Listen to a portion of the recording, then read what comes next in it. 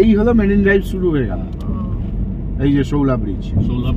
ওই যে ব্রিজটা পেরিয়ে পড়লেই হচ্ছে দক্ষিণ পুরুষোত্তমপুর মন্দির। এবার আমাদের গন্তব্য খুব জনবহুল হয়ে ওঠা মন্দারমণি বা দীঘা নয়, তার খুবই কাছে অবস্থিত দক্ষিণ পুরুষোত্তমপুর। এইটা আমাদের রুম 103, এরকম পরপর অনেকগুলো রুম আছে। এটা 104, সব ডাবল বেডরুম, আর বাচ্চা থাকলে 3 জন হয়ে যাবে। এরকম করে পরপর এই রুমগুলোর দিকে রয়েছে। সামনের দিকে এগোলে এইটা হচ্ছে রিসর্টের দিয়ে নিচে যাওয়ার জায়গা। এই যে এদিক দিয়ে এখানে একটা খুব সুন্দর পার্ক মতো করা আছে ছোটদের, এখনো পুরোটা হয়নি, দোলনা কিছু লাগানো হয়েছে, এগুলো সব নতুন রিসর্ট হচ্ছে। আর এইখানে বসে বিকালবেলা বসে স্ন্যাক্স চা খাওয়া যায় এবং দুপুরে লাঞ্চও করা যায়। আমরা লাঞ্চটা আজকে এখানেই করবো। দেখুন এই দিকটা দেখাচ্ছি দূরে, ওই দিকটা হচ্ছে মন্দারমণি। পুরুষোত্তমপুরে আমরা যে রিসর্টটায় ছিলাম তার নাম ছিল ওয়েব অফ সি। এই রিসর্টেরই একটা রুম এটা। তো একদিকে দেওয়ালটা পুরোটাই কাঁচের ছিল এবং সেখানে বড় কার্টেন ছিল, সেটা সরিয়ে নিলে সুন্দর বাইরেটা দেখা যায়। এবং এই জানলার সামনেই সুন্দর একটা সিটিং অ্যারেঞ্জমেন্ট। এছাড়া বেডের সাইডে একটা বেড সাইড টেবিল রয়েছে, তার সঙ্গে একটা ড্রয়ারও ছিল। এবং রুমটা খুব সুন্দরভাবে সাজানো, এসি রুম এটা, এবং রুমটা ভীষণই পরিষ্কার। এখানে একটা ইলেকট্রিক কেটেল এবং তার সঙ্গে চা এবং কফি করার সরঞ্জাম, এবং বেডের ওপরে যে বালিশ এবং যে চাদরগুলো ছিল সেগুলোও একদম সম্পূর্ণরূপে পরিষ্কার পরিচ্ছন্ন দেখেছিলাম আর কি। আর এইটা হচ্ছে ওয়াশরুম।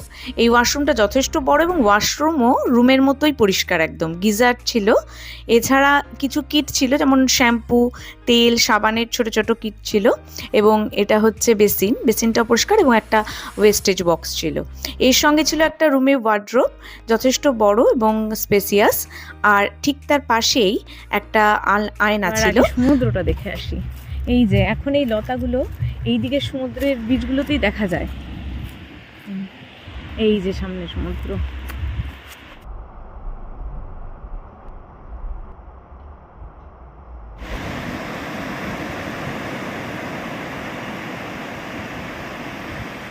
সকালের ব্রেকফাস্ট আলুর পরোটা, টক দই এবং অমলেট দিয়ে সেরে ফেললাম। আমরা লাল কাঁকড়া এই দিকটা নেই এখন, ওই দিকটা ভর্তি লাল কাঁকড়া আমরা যাচ্ছি দেখতে। একটু লাল হয়ে আছে, ওই যে দেখতে পাচ্ছ?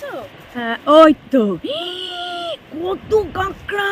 এটা তাজপুরের বিচেও আমরা কিছু কাঁকড়া দেখেছিলাম, কিন্তু তাজপুরে যারা এই তাজপুরের ভিডিও দেখেননি, আমি আই বাটনে এবং ডেসক্রিপশনে লিংক দিয়ে দিচ্ছি, দেখে নিতে পারেন।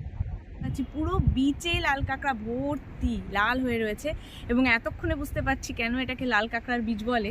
কালকে এসেছিলাম, কালকে থেকে আমরা জিজ্ঞেস করে যাচ্ছি কোথায় লাল কাঁকড়া, তো দেখতে পাচ্ছি না, অথচ জায়গায় জায়গায় লেখা আছে লাল কাঁকড়ার বীজ। এইবার বুঝতে পারলাম কেন বলা হয়। পুরো এইখান থেকে যতদূর আমার দৃষ্টি যাচ্ছে ভর্তি লাল কাঁকড়া বেরিয়ে রয়েছে, পুরো বীজটা লাল হয়ে রয়েছে দিকটা। কালকে এসছি, ছোট ছোট কিছু কাঁকড়া দেখতে পাচ্ছিলাম, ছোট কাঁকড়া বলে ওগুলো একটু কালো কালো, লাল হয়নি, ওগুলোই বড় হলে লাল হয়ে যায়। এই যে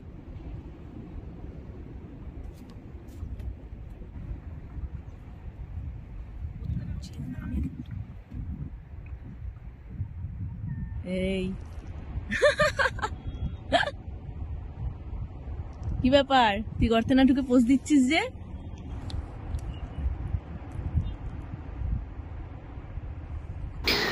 গুড মর্নিং ফ্রম পুরুষোত্তমপুর। আমরা পরের দিন সকাল সকাল বেরিয়ে পড়লাম এই সমুদ্রের ধারে সূর্যোদয় দেখার জন্য, এবং দেখলাম যে রাতের বা বিকালের সমুদ্র থেকে সকালের সমুদ্র আরও বেশি সুন্দর এখানে, এবং দূর দূরান্ত থেকে প্রচুর ট্রলার আসছে এখানে, এবং এই ট্রলার থেকে অনেকে মিলে মাছ নামাচ্ছেন এবং সেই মাছগুলোকে এই পাড় বরাবর কিছু দূর নিয়ে গিয়ে এক জায়গায় প্লাস্টিকের ওপরে জড়ো করা হচ্ছে। ছোট ছোট ঢিপি করে করে এই মাছগুলোকে রাখা হচ্ছে এবং দেখলাম যে স্থানীয় অনেক মানুষ এই কাজে যুক্ত। তারা ওই ঢিপিগুলো থেকে বিভিন্ন ধরনের মাছগুলোকে আলাদা করছেন। তবে জিজ্ঞাসা করে জানতে পারলাম যে এখানে কিন্তু মাছ বড় যেগুলো সেগুলো দীঘায় বেশি ধরা পড়ে, এখানে কোনো বড় মাছ তেমন ধরা পড়ে না। এবং আমরা নিজেরাও সেটা দেখলাম, বেশিরভাগ মাছই হচ্ছে কুচো মাছ এবং তার সঙ্গে কিছু কাঁকড়া এবং কিছু পমফ্রেট, এবং সবথেকে বেশি পরিমাণে যে মাছগুলো উঠছে তার মধ্যে হচ্ছে আমোদি মাছ। এই মাছগুলোকে সব আলাদা করছেন ওনারা ঝুড়িতে। এবং পরে জিজ্ঞাসা করে জানতে পারলাম যে এই যে বড় বড় কিছু মাছ পাওয়া যাচ্ছে পমফ্রেট জাতীয়, এইগুলো মানুষকে বিক্রি করা হবে এবং মানুষের খাবার হিসেবে ব্যবহার হবে। কিন্তু এই যে ছোট মাছগুলো, এগুলোকে পুরো শুটকি মাছে পরিণত করা হবে। আমরা আশেপাশে ঘুরে দেখলাম যে প্রচুর মাছ শুকানো হচ্ছে, কোনোটা হয়তো শুকিয়ে এসছে। এবং জিজ্ঞাসা করে জানলাম যে এই শুটকি মাছগুলো কিন্তু মানুষের খাবার হিসাবে ব্যবহার হবে না, এইগুলো আবার বস্তাবন্দি হয়ে চলে যাবে পোলট্রি ইত্যাদির খাওয়ার হিসাবে ব্যবহার করার জন্য। সকালবেলা অনেকক্ষণ ধরে আমরা এই স্থানীয় মানুষদের এই যে মাছের সঙ্গে যুক্ত হয়ে তাদের কাজকর্ম এগুলো দেখলাম এবং বুঝতে পারলাম যে এই কর্মসংস্থান এখানে এভাবে মাছ আনা, মাছ বাছাই করা, এবং শুনলাম যে এক একটা ছোট টিপি থেকে মাছ বাছাই করে ওনারা 20 টাকা কি 40 টাকা করে পান। মানে এভাবেই তাদের অনেক অংশের অর্থ উপার্জন বা জীবিকা কিন্তু এটাই। তারপরে সেগুলোকে শুটকি মাছে পরিণত করা কিছু মানুষের জীবিকা, এভাবেই তাদের অনেক অংশে অর্থ উপার্জন চলছে। আমাদের দেখতে বেশ ভালো লাগলো এবং স্থানীয় মানুষদের সঙ্গে এইভাবে তাদের জীবনযাত্রার সঙ্গে বেশ কিছুটা সময় কাটাতে পেরেও কিন্তু বেশ ভালো সময়টা কাটলো।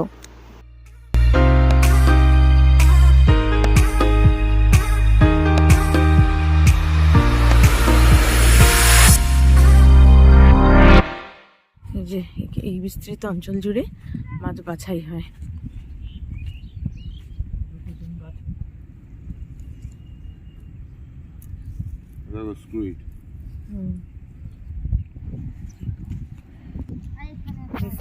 জ্যান্ত রয়েছে, কাঁকাল মাছের মতো মাছ।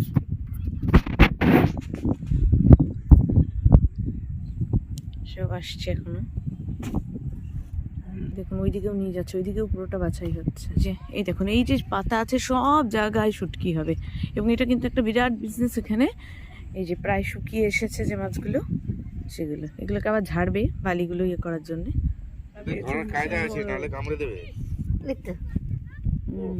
এই মাছটা পুরো পাতার মতো দেখতে, শঙ্কর মাছ তার বাচ্চা। হ্যাঁ শঙ্কর মাছের ছোট শঙ্কর মাছ কালকে দেখছিলাম যে ছোট শঙ্কর মাছ অনেক উঠছে, বড় উঠছে না।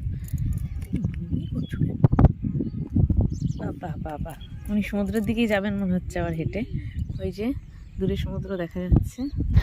দক্ষিণ পুরুষোত্তমপুরে আমরা একটা দোলাচল নিয়ে গিয়েছিলাম, যে জায়গাটা আমাদের পছন্দ হবে কিনা, কিন্তু এখন বলতে দ্বিধা নেই যে সেখানে একটা দিন কাটানোর পর আমরা পুরোপুরি সেই জায়গার প্রেমে পড়ে গিয়েছি।